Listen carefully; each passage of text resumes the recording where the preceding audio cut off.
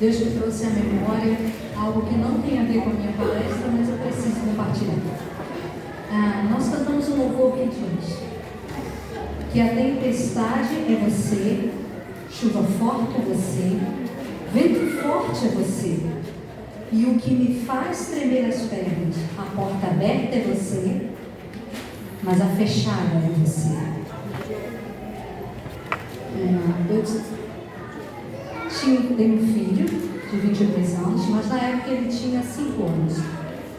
E eu engravidei novamente, e foi algo tão profético de Deus, a minha gravidez, minha segunda gravidez.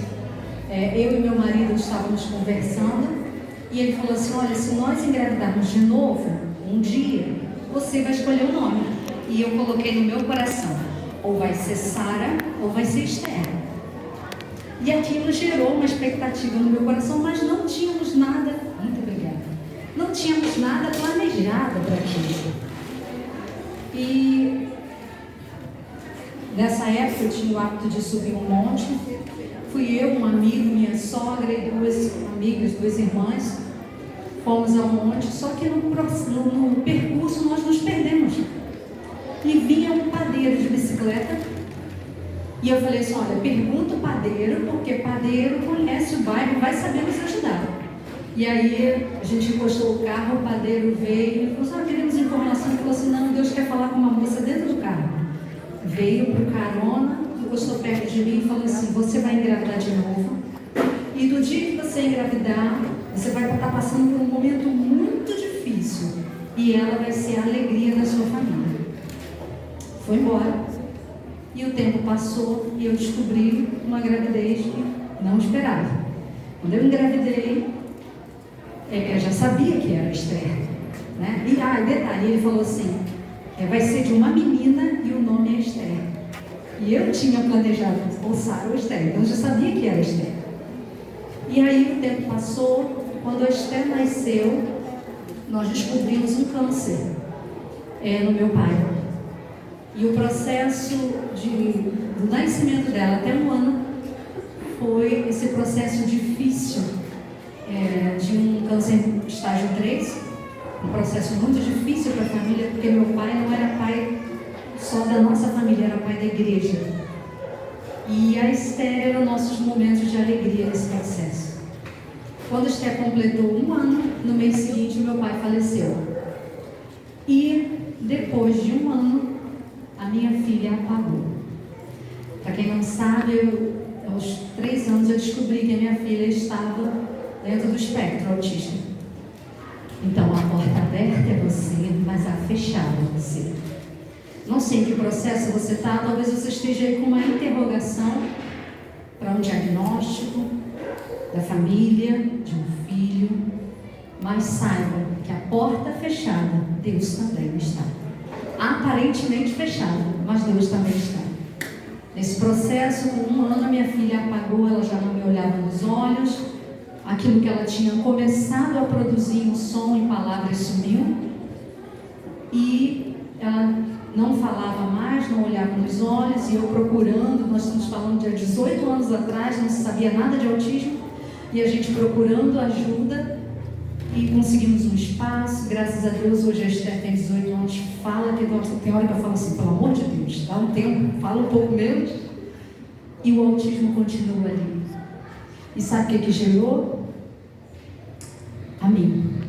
Hoje eu sou neuropsicopedagoga, trabalho com o espectro autista e trabalho com as igrejas, para que as igrejas consigam adaptar o ambiente para as pessoas com deficiência. Então nós precisamos abrir os olhos para esse público. Eles precisam estar em qualquer espaço que eles quiserem estar. Então o meu trabalho hoje é divulgar a adaptação. Puxa para mim um pouquinho, porque a luz está bem no meu olho aqui. A adaptação das estruturas da igreja, para que a gente possa enxergar que essas pessoas precisam estar, merecem ouvir a palavra de Deus de uma forma que elas compreendam. A Bíblia diz o quê? Ide por todo mundo e pregai o Evangelho a toda criatura. Eles também foram criados por Deus e do jeito que são. Então eles merecem estar em qualquer lugar. Nós que temos um funcionamento cerebral típico, precisamos abrir os nossos olhos, que nós precisamos adaptar o espaço para eles, e não eles que têm que se adaptar à nossa realidade, tá? Então era isso que eu queria falar. Lembre-se, a porta aberta é Deus, mas a fechada muitas vezes também é Ele, e nós achamos que não, Deus não está, mas às vezes Deus está, e Ele quer levantar um propósito, apesar da sua dor. Eu sofri muito, não estou falando que foi fácil, e até hoje não é fácil um diagnóstico de autismo, mas se é necessário, encare, enfrente, busque ajuda, não fuja desse diagnóstico, porque o tempo é muito precioso dentro de um diagnóstico do espectro autista. Mas vamos lá, não vim aqui para falar disso, mas quando ela cantou essa canção, eu falei assim, eu não vou falar, mas não teve jeito. A porta que Deus abre, né? Então a gente precisa falar. Mas eu vim aqui hoje para falar sobre a atenção e as implicações da aprendizagem. Pode colocar, tá? Bom, pode já botou? Ah lá, a dimensão acho que não ficou legal. Vai? Tá. Pode pular para o segundo, tá? Primeiro eu vou me apresentar, para quem não me conhece. Eu sou Patrícia Crude. Em primeiro lugar, mais importante, sou serva do Deus vivo. Eu acho que isso vem o currículo vem atrás. Principal vou falar com vocês que eu sou serva do Deus vivo. Sou formada em pedagogia, tenho pós-graduação em neuropsicopedagogia e estou pós-graduando em intervenção ABA para autismo e deficiência intelectual. Então o restante é só um currículo. E sou mãe da Esther, que é a minha menina que está no espectro e em janeiro completa 18 anos, que é meu desafio. Também tenho um filho de 22 anos, que não está no espectro, e sou casada há 25 anos, mas estamos juntos, né? A Aline conhece minha história, ali, Graça, então, há 32 anos com meu marido, tá? Mas pode passar. Afinal de contas, Patrícia, a dimensão não deu, viu? Não disse para você? O que é neuropsicopedagogia? Pelo amor de Deus, um nome enorme desse, como é que... O que é isso? Eu preciso explicar para você que a neuropsicopedagogia não é psicopedagogia. Psicopedagogia é uma abordagem diferente. A psicopedagogia, ela aborda a área da aprendizagem, estratégias para que a criança aprenda, tá? A neuropsicopedagogia, ela entende que todo o processo de aprendizagem tem uma grande importância, e a falha desse processo tem uma grande importância no cérebro. Então, o meu olhar é sempre biológico. O que acontece nesse biológico desse indivíduo que o funcionamento do cérebro dele faz com que ele não aprenda? Então, eu olho para a neurologia, eu olho para a psicologia cognitiva e a pedagogia.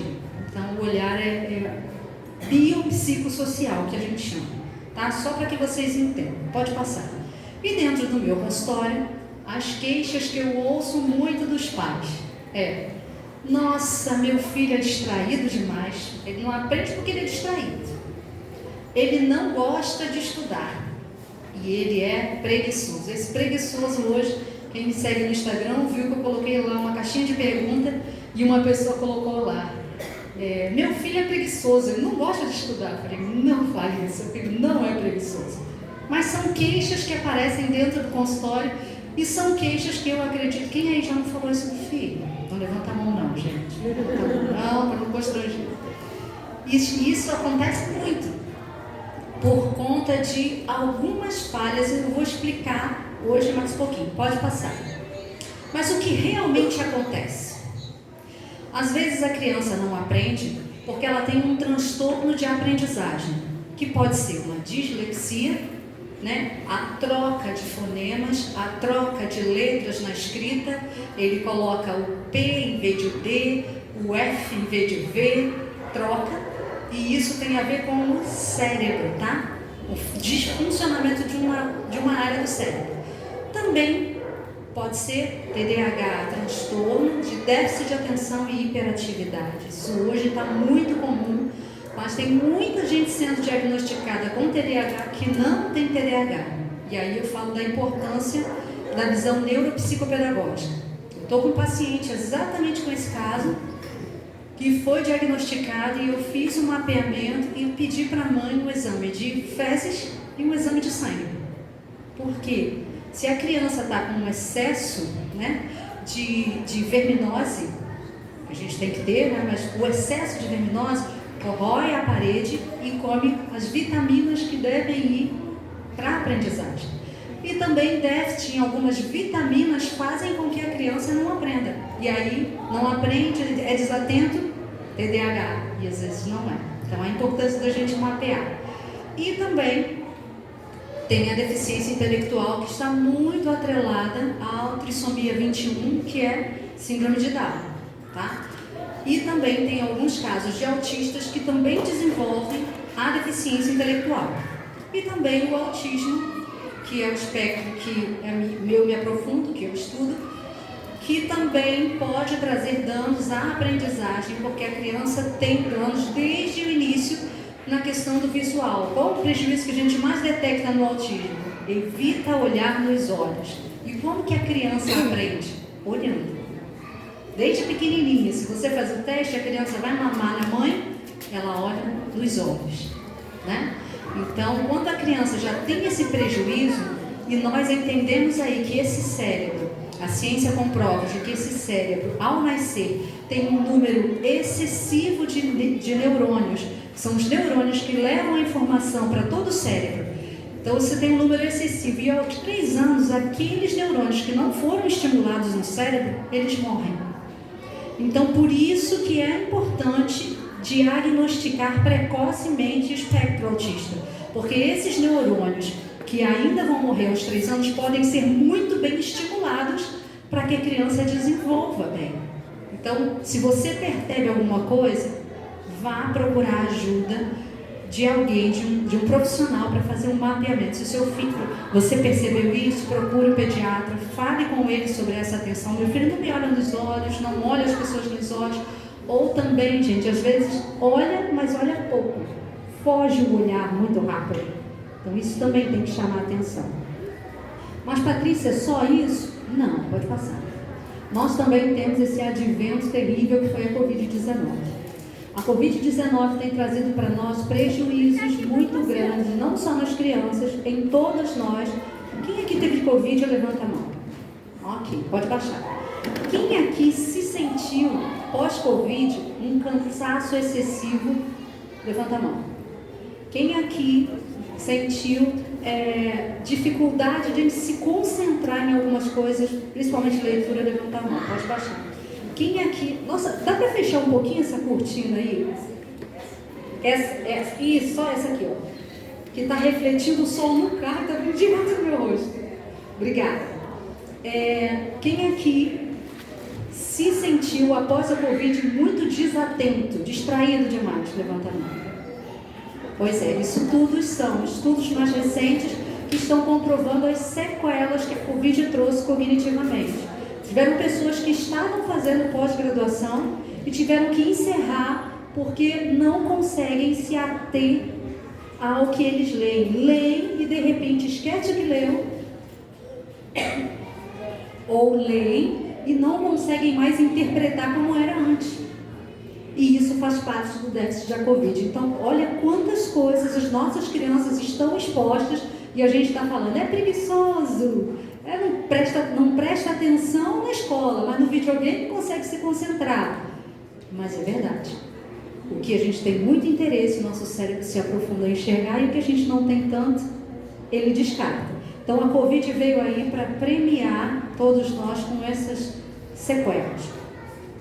E além da Covid, trouxemos também na pandemia resultados terríveis na educação.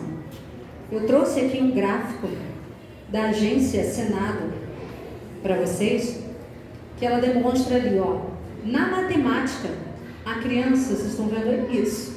Tá aqui, ó, na matemática, os prejuízos que trouxeram, só 17% das crianças conseguiram aprender de fato o conteúdo na questão matemática. De 100, só 17%. E em português, 38%. Quem educou os filhos, principalmente aqueles filhos que estavam na transição de alfabetização, foram os pais. Só que os pais não são pedagogos. Os pais não tem as técnicas que uma professora tem.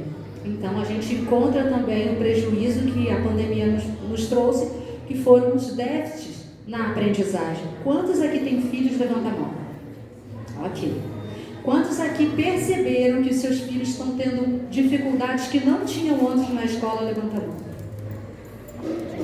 É complicado, porque além de todos esses transtornos, nós temos esse advento que eles não tiveram as instruções necessárias. Então nós precisamos rever isso e cobrar menos e dar mais ao que é necessário de apoio aos nossos filhos. Mas nós também temos, infelizmente, os vilões do nosso cérebro, e eu quero falar um pouquinho deles, porque através você entendendo sobre esses vilões, você vai conseguir ajudar o seu filho no dia a dia, tá? Então pode passar. Já passei 2. Isso, a alimentação. Lancheira das escolas, gente. Vamos pensar. Seu filho vai para a escola, vamos dizer que ele estude à tarde. Ele almoçou, fica lá aquele período e de repente tem a hora do recreio. Aí você abre a lancheira do seu filho e coloca todinho, um pacotinho de biscoito recheado e um drops, uma balinha dentro da lancheira. Quantidade de açúcar que ele vai. Muito alta. Aí você vê, quem aqui é professor? Levanta a mão. Uma professora lá, diz pra mim, quando as crianças voltam do recreio, como é que elas estão? Muito aceleradas, né? Só que no segundo tempo ele tem outras matérias para aprender. Só que o cérebro dele está muito cheio de açúcar, muito acelerado, porque o açúcar, o que ele faz? Ele tem um processamento muito rápido. Então a criança acaba fora o ambiente que já é estimulante para ele correr, porque é importante para o cérebro poder aprender. A criança precisa desses intervalos. Na realidade, os intervalos para o nosso cérebro seria muito mais efetivo se fossem mais espaçados, tá? Mas é o que tem hoje, que é esse momento de intervalo da escola. E o que acontece? Você leva uma quantidade de açúcar muito alta para o cérebro do seu filho. Quando ele volta, o segundo período ele fica perdido até ele se regular e se acalmar. Os professores até tentam, gente, vamos ficar quieto. Mas como? O organismo dele, o biológico dele está respondendo o que ele comeu. Fora os prejuízos, né, gente? Como eu coloquei aqui, ó. O que você come é tão importante que pode afetar memória, função executiva e saúde emocional. Olha que seriedade. O açúcar reduz a flexibilidade cognitiva. O que é flexibilidade cognitiva? É o que a gente precisa ter para que a gente possa solucionar problemas do dia a dia. E as crianças não têm essa flexibilidade cognitiva totalmente pronta, porque a gente só vai ter aos 24 anos. Então ele está em construção. A flexibilidade cognitiva é a tomada de decisão no futuro da vida. Se você vai, qual a profissão que você vai, no dia a dia, se eu pego ou não aquilo, se eu vou ou não àquele lugar, qual é a consequência daquilo. Então você vê que as nossas crianças estão ficando impulsivas, não pensam muito no que fazer, porque a alimentação tem trazido prejuízos para a gente. E o sono? O sono, ele é um prêmio para o cérebro. Nós acumulamos, desde a hora que nós acordamos, muitas informações durante o nosso dia. Independente de estar na escola ou não, vai acumulando. E o sono, ele vem para calcificar o que é importante no cérebro e eliminar o que não é importante. Uma criança que não tem um sono de no mínimo 8 horas, e eu estou falando de criança, essa criança já tem um déficit na aprendizagem. Ela vai produzir um déficit de aprendizagem e a falta de sono pode trazer outros prejuízos graves à emoção do seu filho. Então aquela criança que é irritadiça, chorona, e às vezes é porque não dorme bem, ou porque não tem aquele sono profundo. Você já dormiu e acordou no dia seguinte e falou assim, nossa, eu ouvi quando você saiu, eu ouvi, só que você estava dormindo, mas você ouviu tudo que acontecia à tua volta, significa que você não está dormindo bem. Você acha que você está dormindo, mas o teu sono não está chegando num sono profundo para eliminar o que não era importante e fixar realmente na aprendizagem o que é importante, tá? Lá diz no sono, ó, a falta de descanso pode ter um efeito significativo ao hipocampo. Patrícia, o que é hipocampo? Eu trouxe aqui o cérebro para vocês poderem entender um pouquinho sobre o que se passa na cabeça dos nossos filhos. Alguém pode me ajudar aqui a segurar o microfone? Obrigada. Essa parte aqui, ó, é o sistema límbico, é onde domina as nossas emoções, tá? O hipocampo se encontra mais ou menos nessa localidade aqui. O hipocampo, ele é envolvido com a criação de memórias e consolidação dessas informações. Então, são as pessoas que não têm um sono efetivo se esquecem das coisas com muita facilidade. Aprendeu, não lembra e fica irritadiço demais. O nosso cérebro, para que, de fato a aprendizagem aconteça, ele precisa ativar várias áreas. Então, vamos imaginar aqui que eu fecho os seus olhos agora e coloco um pedaço de banana na sua boca. Olha como isso processa dentro do cérebro. Eu coloquei um pedaço de banana. Essa área aqui, que se chama parietal, ela é estimulada porque é ela que domina a parte sensorial e motora da sua boca, a língua. Então você sente o gosto, é nessa área que está sendo estimulada. Aí eu tiro a venda e mostro para você, olha, banana. Você vê a banana, essa área, deixa eu ver aqui. Essa área do cérebro aqui, laranja, está sendo estimulada. Então, duas áreas do cérebro sendo estimuladas. Aí, você ouviu eu pronunciar a banana. A parte parietal do seu cérebro está sendo estimulada. E aí você pegou toda essa informação da banana e falou assim, bom, banana, nossa, ontem eu comi um bolo de banana maravilhoso. Nossa, lá no caso também dá para fazer uma vitamina de banana porque tem leite complexo. Deixou a informação mais complexa, vem para a área frontal, que é a parte de flexibilidade cognitiva. Você conseguir pegar uma informação, flexionar ela e criar outras teias de informação. Quando nós não temos o sono, todo esse processo é prejudicado. Como que a gente faz para a criança aprender de fato com esse prejuízo? Patrícia, como que eu faço então para meu filho dormir? Alguém já ouviu falar aqui sobre a higiene do sono? É muito importante nós fazermos isso com os nossos filhos. Tirar da tecnologia, quando eu falo de tecnologias, eu coloco tudo dentro do pacote, telas. Colocar o seu filho para ver televisão e dormir, isso não traz benefício para o sono dele. Pelo contrário, traz prejuízo. Não, pode deixar, não vou mais usar não. Obrigada. Traz prejuízos para o sono dele. Isola ele, tira do ambiente, acalme o ambiente, mostre para ele, faça uma rotina de processo. Bom, tal hora a gente vai dormir. Antes dessa hora, é banho para se acalmar, é leitura de um livro, gibi, seja lá o que for. E nesse momento você vai ler para ele e não deixar ele ler, tá? É um erro que às vezes os pais cometem. Eu quero que meu filho aprenda a ler, então lê, só que o pai não lê. Se coloque como protagonista, leia para ele nesse momento. Diminua a iluminação do local. Nosso cérebro precisa de um hormônio que se chama melatonina para a gente dormir. E esse hormônio ele só é liberado em ambientes escuros. Você já ficou num ambiente escuro e tem alguém lá no quarto com o celular ligado? Você vê como é que o rosto dele está claro? A iluminação do celular, ela impede que a melatonina seja liberada dentro do seu cérebro. A tela, a mesma coisa, aquela iluminação impede da liberação da melatonina no seu cérebro. Então, evite telas, procure uma leitura, deite. Tem até gente que gosta daquele sonzinho do SMR, já ouviram falar? Eu acho que é isso, né? Os barulhinhos, o som de alguém amassando papel. Minha filha só consegue dormir assim, mas o que eu faço? Coloco o som, tela escondida, é só o barulho que ela ouve, ela não vê. E aquilo faz com que ela se autorregule e consiga pegar no sono, tá? Então, nós temos o prejuízo quando a gente não dorme bem. E também temos o prejuízo, como eu falei aqui, do uso de telas.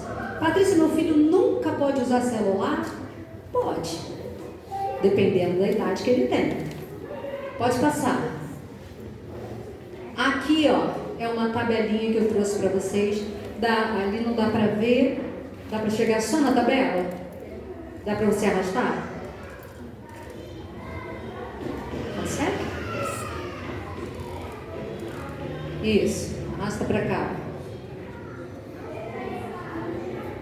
Isso. Essa aqui é da Sociedade Brasileira de Pediatria. Então, olha lá, vamos acompanhar. De 0 a 2 anos, evitar não expor a criança a celular. Como assim, Patrícia? As crianças já nascem com o dedinho assim, ó. Sabe mexer melhor que eu. Verdade. Sabe mexer melhor que você porque a gente expõe. Em 2019 saiu um estudo com comprovação científica, um estudo científico falando sobre a geração e de fato isso nunca aconteceu na evolução do ser humano. Olha o que dizia a pesquisa. A pesquisa diz que as crianças que nasceram de 2000 para cá, elas são menos inteligentes do que a geração anterior. Vocês sabem o que isso significa? Isso nunca aconteceu. Toda geração é mais inteligente do que a anterior. Em 2000 para cá, se viu que são menos. Por que aconteceu isso? E a pesquisa foi além. E a pesquisa atestou que é por causa do celular. O uso excessivo de tecnologia está fazendo com que as pessoas fiquem menos inteligentes. Agora, detalhe. O peso do cérebro deles é menor do que o nosso. O tamanho do cérebro deles é menor do que o nosso. Então, o que está causando? Atrofia. Atrofia no cérebro. Olha que coisa séria. Então, quando a gente fala aqui, ó, não dê. E aí, aos 2 anos, fala para não dar. De 2 a 5 anos, limitar, ó, por 1 hora por dia. Eu conheço pediatras que só começaram a dar celular para os filhos aqui, ó, aos 6 anos e 30 minutos por dia, tá? De 6 a 10 anos, limitar o tempo de tela de 1 a 2 horas. E de 11 aos 18 anos, de 2 a 3 horas por dia. Vamos alertar? Nós estamos deficientizando essa geração. Vou fazer um teste com vocês. Levanta a mão para mim. Quem sabe de qual o telefone do marido? Opa! Número grande, pode baixar. Agora eu vou fazer uma pergunta que é mais difícil ainda. Quem sabe o CPF? Opa, porque vocês usam, né? Entendi. É muito difícil nós guardarmos tudo. Eu falo para você que eu não sei o telefone do meu marido. Sabe o que eu faço? Coloco um papel dentro do bolso.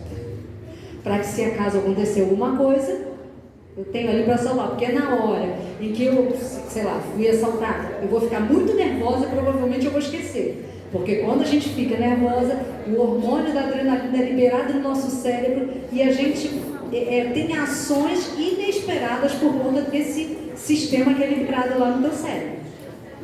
Então, gente, isso é a prova de que a tecnologia está deficientizando a gente cada vez mais. Antigamente, nós tínhamos que esperar, né? Quem é da minha geração aí para lá, nós tínhamos que esperar chegar a hora para assistir um desenho animado. Quem estudava de manhã perdia os desenhos porque só passava de manhã. Você ficava sem ver, tinha que esperar sábado para ver o desenho animado. O que acontece hoje com os nossos filhos? Eles ligam a televisão, tem 4 canais de desenho à vontade. No celular eles têm desenho na hora que eles querem. Sabe o que está acontecendo com o cérebro deles?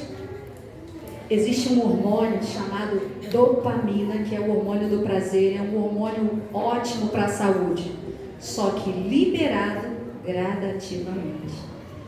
Você pegou aí teu celular, tocou no teu celular, abriu a tela e fez o que você quer, esse hormônio é liberado no cérebro. O que acontece? Toda hora eles estão tendo informação que eles querem, eles não têm que esperar. Está tudo pronto, tudo rápido, na hora que eles querem, no momento que eles querem, e esse hormônio está sendo liberado excessivamente. O que isso causou? Mais para frente já vai sair a nova versão do DSM-5, que é o livro dos diagnósticos dos transtornos mentais.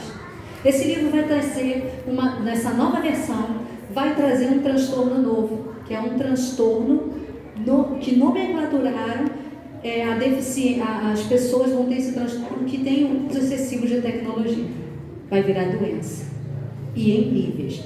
Vocês já viram alguns vídeos na TV, no celular também, né?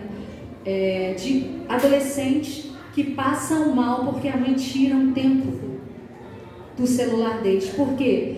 É considerado como uma pessoa que é viciada em drogas. É o mesmo sistema que acontece.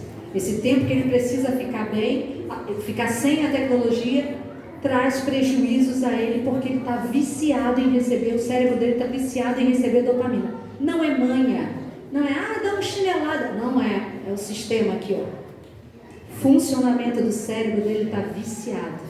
Química, a biologia explica isso pra gente.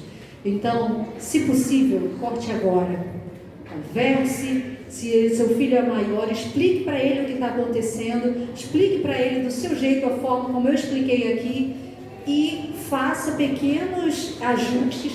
Não tira de uma vez, fala assim, hoje nós vamos ficar só na parte da manhã, e treina ele para aguentar ficar na parte da tarde sempre, e depois vai diminuindo até chegar a esse sistema que seria o ideal. Sei que às vezes não é possível, mas se ele tem uso excessivo, procure fugir disso, para que no futuro você não chore, tendo que fazer tratamentos sérios psiquiátricos por conta de um transtorno que nós mesmos acabamos desenvolvendo, os nossos filhos. Pode passar. Agora, também não adianta você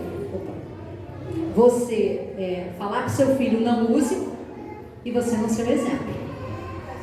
O celular, a gente trabalha, né? A gente usa muito o celular, é importante pra gente, mas chegou em casa, combina com ele, mas chegou em casa, trabalhei o dia todo, cheguei em casa, vou guardar aqui o celular e agora nós vamos ficar juntos. Vem pra cozinha comigo, vamos fazer alguma coisa, vamos produzir o nosso jantar, me ajuda nisso, me ajuda naquilo.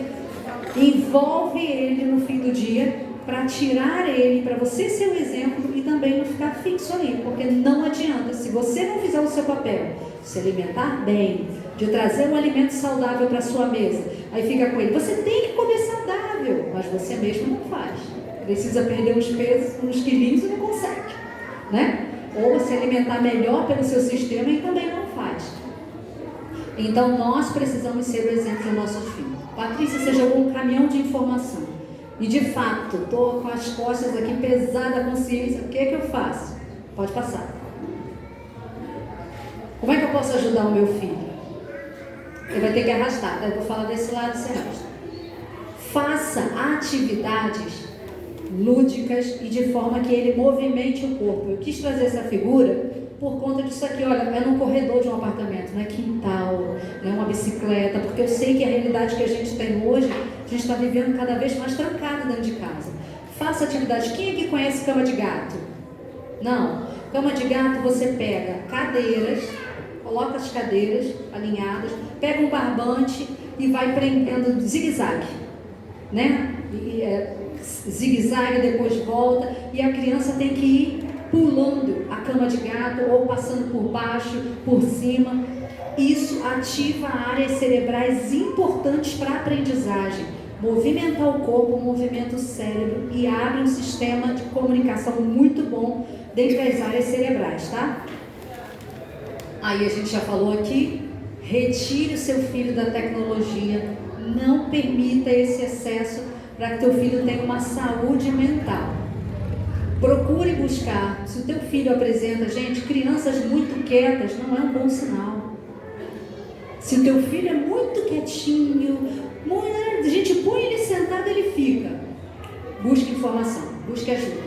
Crianças que têm um atraso no desenvolvimento, como é que eu vou saber disso, Patrícia? Todo mundo aqui que tem filho tem carteirinha de vacinação, não tem?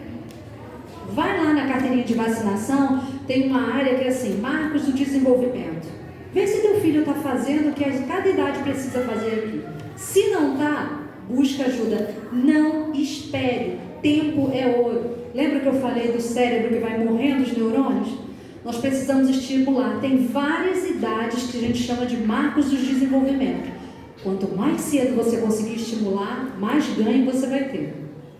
Pode arrastar aqui em cima.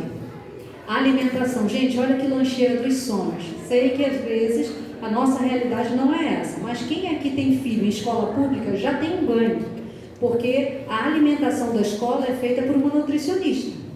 Só que não adianta sua filha não comer lá e você enfiar um biscoito recheado, né? Uma balinha, um todinho. Ela precisa comer o que está sendo feito lá. Escolas particulares. Converse com a escola. Chega na cantina, você quer que o seu filho lanche na cantina, não tem nada saudável. Só tem coxinha, só tem gordura. Vamos pensar nisso, conversar com a escola para que é um ambiente educacional. O ambiente educacional, a cantina também faz parte da educação alimentar. E mude o seu cardápio.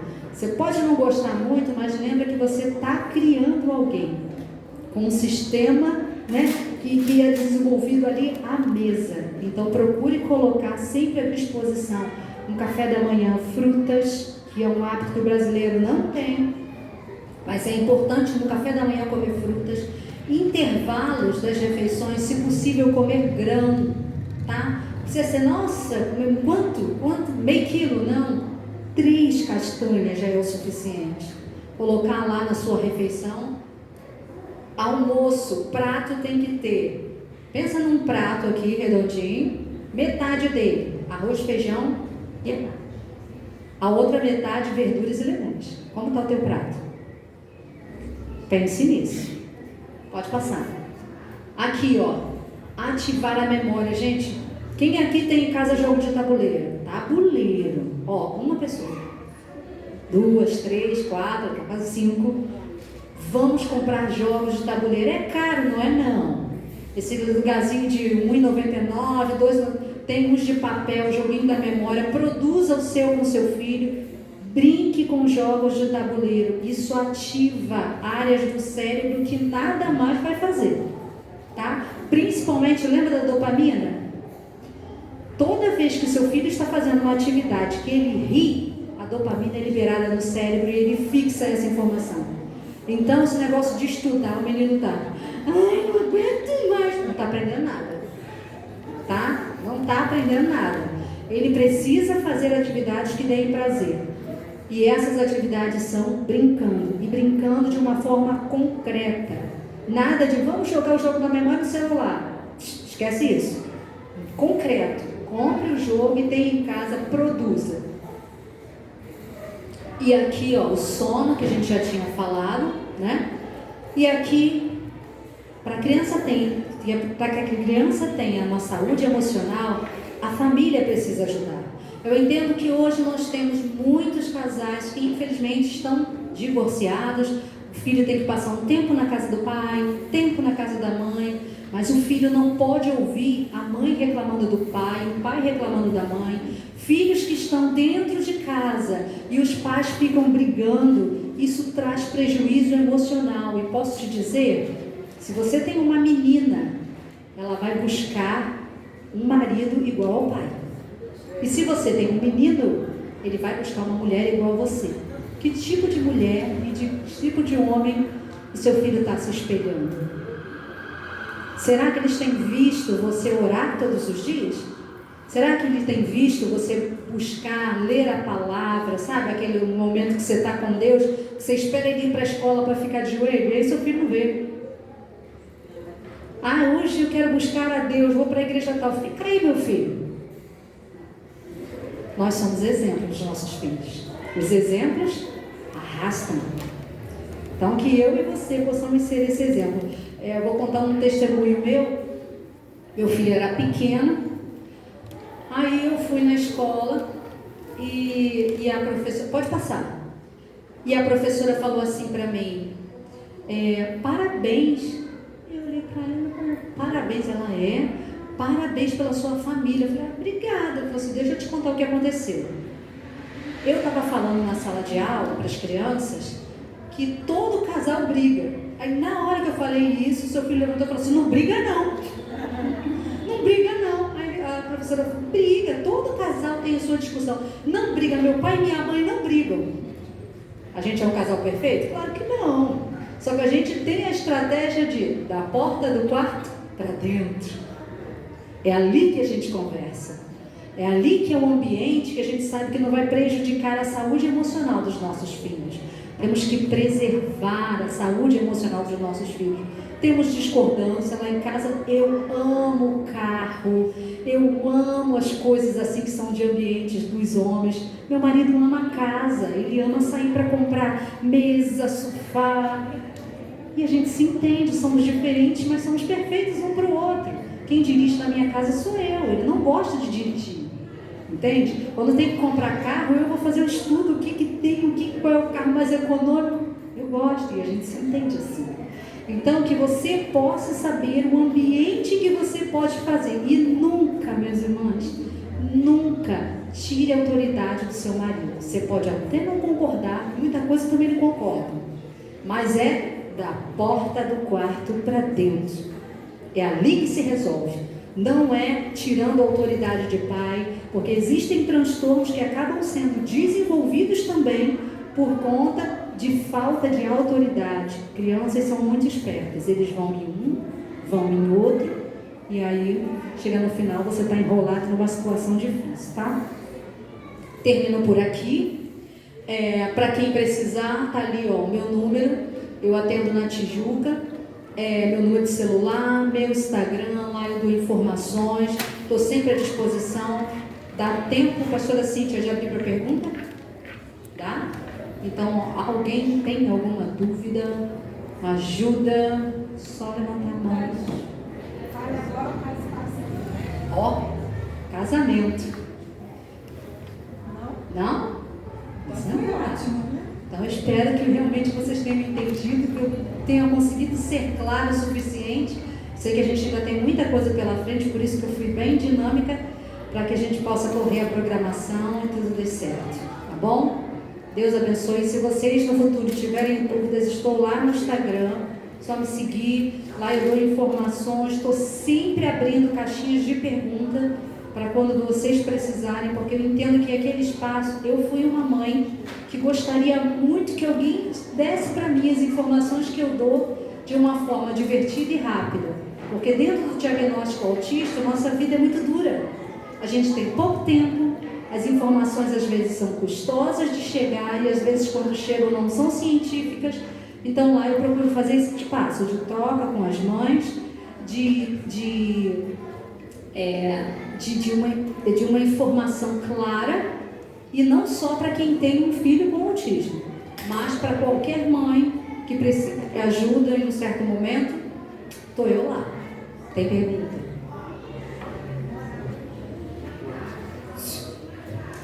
Boa tarde, eu me chamo Úrsula, como você falou, sou professora. Eu tenho uma aluna que muito me deixa uma interrogação. Toda vez que é explicado algo para ela de forma lúdica, estamos lá no entendimento em sala de aula. Ela, em todo momento, ela não visualiza, ela está sempre assim, atenta. Sara, presta atenção. Quando chamamos ela, Sara, o que eu expliquei? Ela explica tudo certinho, mas na hora que está sendo explicado como tem que ser feito, em nenhum momento ela olha para mim ou para auxiliar. E eu já perguntei, Sara, você tem problema? Você está enxergando o quadro? Ela diz que não. Mas quando eu vou ao caderno, ela consegue copiar aquilo que está lá. E no momento da explicação é o que me intriga, assim. No momento da explicação, quando eu estou explicando, ela está todo momento assim, de cabeça baixa, não está visualizando, mas quando eu pergunto, Sara, você entendeu? Ela me explica corretamente, assim, qual é a procedência que eu tenho que utilizar assim, com a mãe, o que eu posso chegar com a mãe e falar. Você já averigou que ela aprende? Sim. A pergunta que eu vou te fazer é, será que o problema de olhar nos olhos é dela ou seu? Nós, como professores, nós temos um padrão de ter que olhar para mim para aprender, só que ela está aprendendo. A dificuldade é quando aquele aluno não olha e não aprende. Se ela está provando para você que dá a estratégia dela, porque eu tenho pacientes que têm dificuldade de concentrar olhando no olho, mas quando ele está mexendo em alguma coisa, ele consegue se concentrar, porque o cérebro dele é tão acelerado que ele precisa ter uma outra estimulação para conseguir se concentrar na sua voz. Entende? Então, nós professores estamos acostumados com um padrão e daqui para frente os alunos vão fazer mais curvas do que antes. E a gente vai ter que aprender a se adaptar a essa nova realidade, entendeu? E se você averigua em avaliações que ela está aprendendo, é o desenvolvimento dela. Não estou te ouvindo.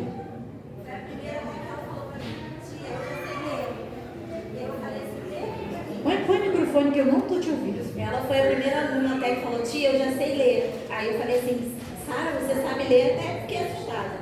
Eu leio aqui, eu botei, o pato é bonito. Eu fiz uma frase, ela leu, o pato é bonito, assim, rápido. Agora também você pode avaliar, pedir uma avaliação para altas habilidades, que a gente chama de hiperlexia. Sim. Entendeu? Então você pode fazer isso também. Pode fazer. Oi, minha filha tem déficit de atenção e o déficit de atenção geralmente tem muita dificuldade de interpretar a linguagem do outro, não tem? Tem. Eles são literais. Ela às vezes acha que a pessoa falou uma coisa e a pessoa não está com aquele pensamento, né? Ela não está com aquela ideia. E isso traz um prejuízo social. Muito, muito. Isso tem que trabalhar com ela muito, né? Tem que trabalhar com ela, né, para interpretar as coisas. E um erro nosso é a gente sair falando sem ver se a pessoa entendeu de fato o que você quis falar. Nós somos, nós que eu digo, os típicos, que têm um funcionamento, deixa eu deixar claro, pessoas que têm um funcionamento diferente do cérebro, um autista, um TDAH, não tem um cérebro defeituoso, não. Ele tem um cérebro que funciona, só que funciona de uma forma diferente. O cérebro da sua filha funciona de uma forma diferente.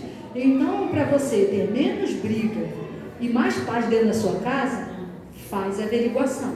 Se ela entendeu de fato o que você falou. Vou dar um exemplo meu. Falei assim, Esther, vai lá no varal e tira a roupa da corda para mim. E fui fazer outra coisa. Quando eu voltei, tinha a roupa no varal. Brincadeira. Esther, você tirou a roupa do varal? Tirei. Não, você não tirou? Tirei. Aí eu falei assim, tá, então vamos lá. Eu falei, eu quero entender se realmente, poxa, tá brincando comigo, né? Dá logo vontade de falar, você tá de palhaçada comigo? Falei, vamos lá. Aí eu falei assim, olha lá. Ela falou, tá vendo? Eu tirei a roupa. E realmente, só que tinha toalha, fronha. Aí eu falei, mas e aquilo ali? Aquilo ali não é roupa? Eu falei, você tá certa, não é roupa. Aquilo ali são outras peças, mas que quando você ouvir eu falar roupa, é para você tirar tudo. Ela, tá bom. Foi lá e tirou.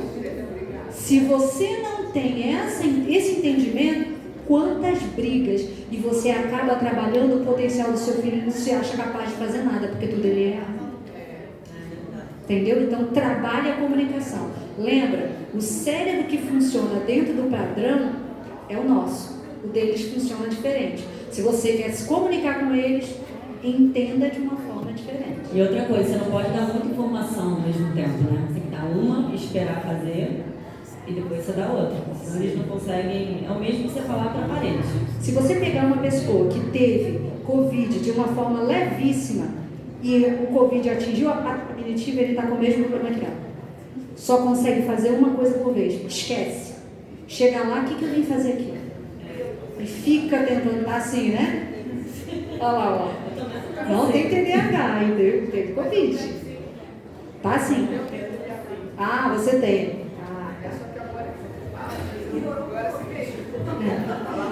Tem isso. Isso está deixando as pessoas com essa dificuldade porque ele inflama o cérebro em algumas regiões. Detalhe, gente, se vocês tiveram Covid, façam um mapeamento geral do teu funcionamento, porque ele costuma agravar algumas deficiências que você já tem. Eu estou com um paciente que ele tinha um problema de audição no ouvido esquerdo. que aconteceu? Vou pedir um novo mapeamento, que eu senti que ele está tendo mais prejuízo ainda, por causa da Covid. Ele agora está relatando que está com dor de cabeça e muita sensibilidade ao som. Também pode ser por conta da Covid, tá? Acabou? Esqueci. Deus abençoe vocês. Tenham uma ótima tarde. Eu espero ter colocado um pouquinho, uma sementinha aí no coração para abrir os olhos para vocês. Meu intuito aqui nunca foi botar medo, tá? Deixa claro. Mas eu acho que a informação liberta. Outras pessoas precisam dessa informação e não encontram.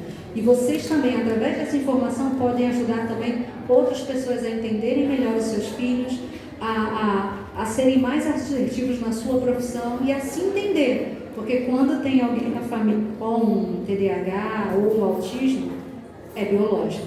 Então tem alguém antes que também tem, tá?